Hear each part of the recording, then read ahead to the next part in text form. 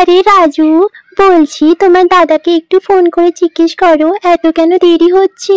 বাজার আনতে গিয়েছিল, এত দেরি কেন হচ্ছে? আরে এই বাড়িতে তো সব কাজ আমাকেই করতে হয়।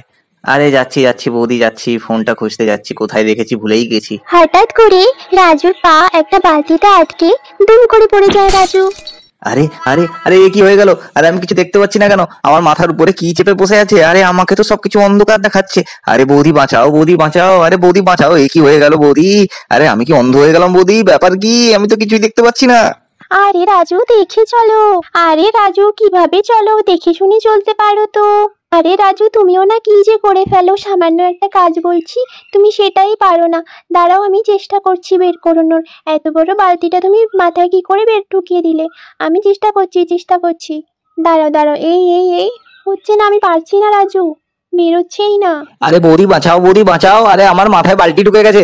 আরে বালতির ভিতরে আমার মাথা ঢুকে গেছে, বৌদি বাঁচাও, বৌদি বাঁচাও।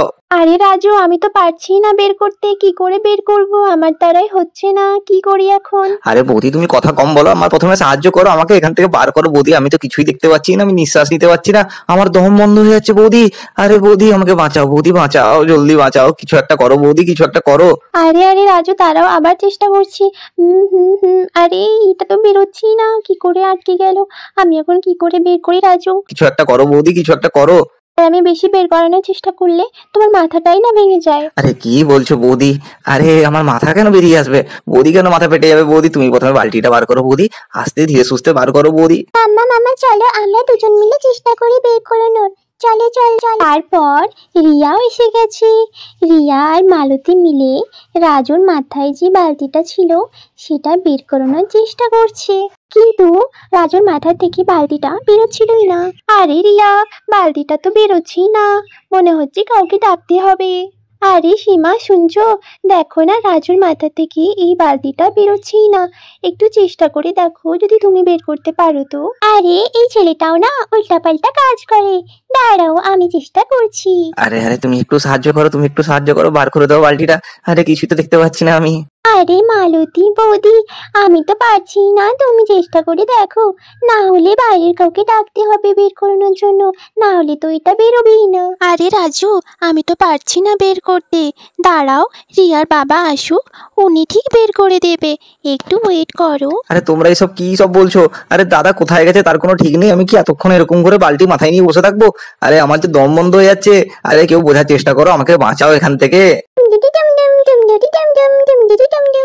আরে কাকু তোমার মাথা থেকে তো বালতিটা বেরোচ্ছেই না, কিন্তু আমি তবলা তো বাজাতে পারি।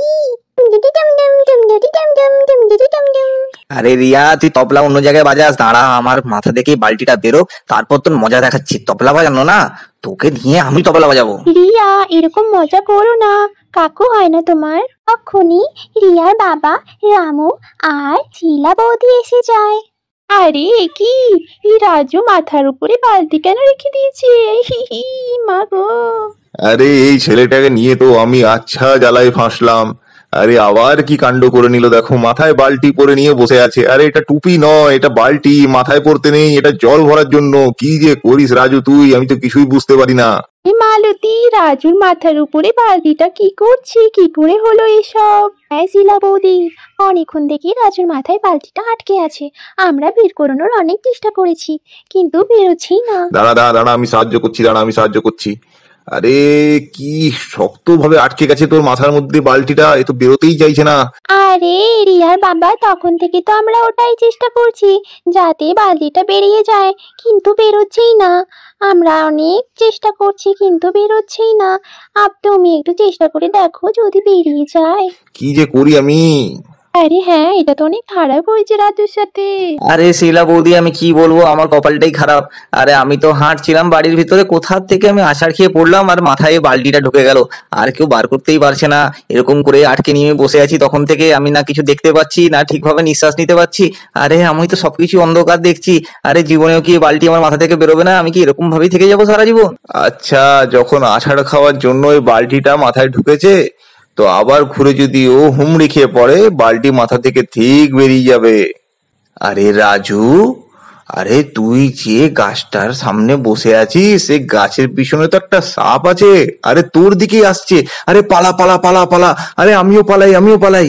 আরে কোথায় কোথায় কোথায় সাপ? আরে কোথায় সাপ? আরে আরে সাপ কোথায়? সাপ কোথায়? আরে আরে আরে বাঁচাও বাঁচাও বাঁচাও, কেউ বাঁচাও কেউ বাঁচাও। আরে এই পড়ে গেলাম।